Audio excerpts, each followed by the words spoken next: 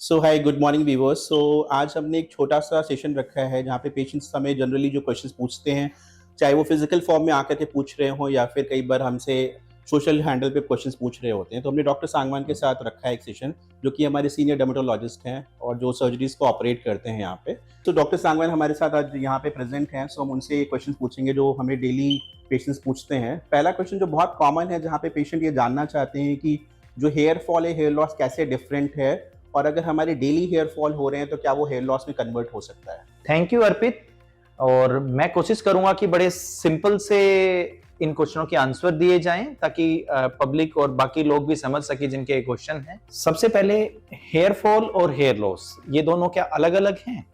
देखिए, ऐसा होता है कि हमारी जिंदगी में हर रोज हमारे बाल गिरते हैं, टूटते रहते हैं।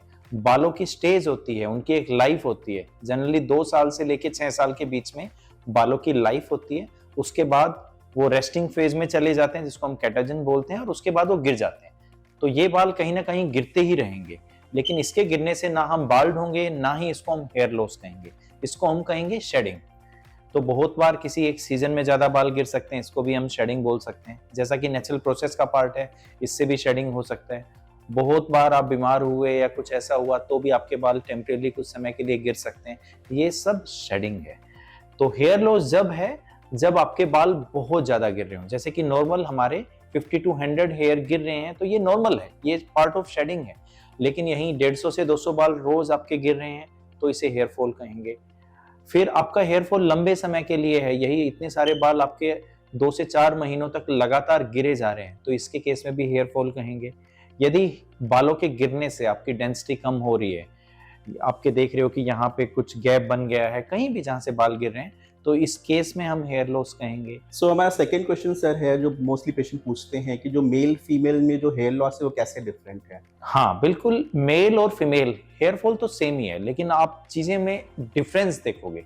सबसे मेन चीज है पैटर्न। मेल में आप बड़ा एक टिपिकल पैटर्न फॉलो होता है, जिसको हम मेल पैटर्न बाल्डनेस बोलते हैं, जिसमें या तो सामने की तरफ से बाल जाएंगे या क्राउन एरिया की तरफ से बाल जाएंगे, और ये वाला हिस्सा पूरा का पूरा आपका कंप्लीटली बाल्ड भी हो सकता है। फीमेल्स में कंप्लीटली बाल्डनेस रेयर है और बड़ा डिफ्यूज टाइप का हेयर फॉल होता है, कुछ मतलब पूरे सिर में से थोड़े बहुत, या फिर जो सेपरेशन है इस हिस्से में ही हेयर फॉल होता है। दूसरा, मेल्स में मेन रीजन हेयर फॉल का एंड्रोजेनेटिक एलोपेशिया या आनुवंशिक जो हम कह सकते हैं, जबकि फीमेल्स में बहुत सारे फैक्टर हैं, न्यूट्रिशनल डेफिशिएंसी, स्ट्रेस, जेनेटिक भी डेफिनेटली एक कोज हो सकता है। इसके अलावा बहुत सारे कोजेस हैं। तीसरी चीज, मेल्स में जनरली यंगर एज में ही हेयर फॉल स्टार्ट हो जाता है, लेकिन फीमेल्स में या तो मेनोपॉज के बाद काफी कॉमनली हेयर फॉल होता है। यंगर एज में हार्मोनल इम्बैलेंसेस ही एक मेन कारण रहता है। ट्रीटमेंट भी मेल्स में जैसे हम फिनेस्ट्राइड या बहुत चीजें बड़ी इफेक्टिवली दे सकते हैं, फीमेल्स में ट्रीटमेंट थोड़ा सा डिफरेंट है। ज्यादातर न्यूट्रिशनल डेफिशिएंसी से उनके हेयर फॉल को ठीक किया जा सकता है।